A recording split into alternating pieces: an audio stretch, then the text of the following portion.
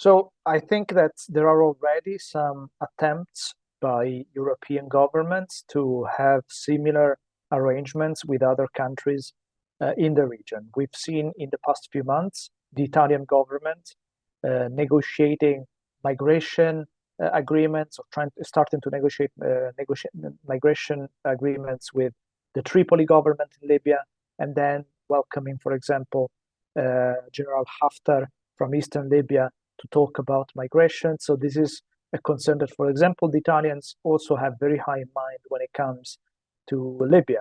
There is obviously the issue of migration in Morocco, particularly in relationship with Spain. And we've seen in the past few weeks migration numbers going up from Morocco to the Canary Islands and parts of Spain.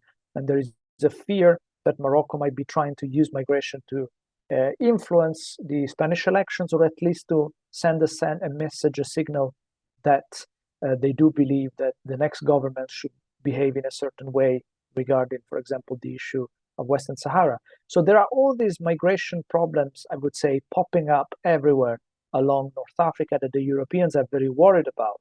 The issue is that it's very hard for any of these governments in North Africa to accept the kind of deal that the Europeans would like to impose on them. These countries don't want to have a Turkey-style agreement on migration.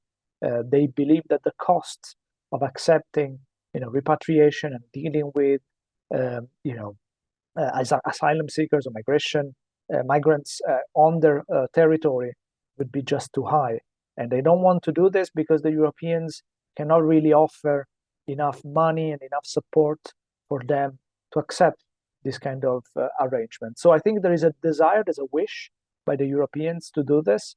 There is I would say, instrumentalization and exploitation of migration by the North African states.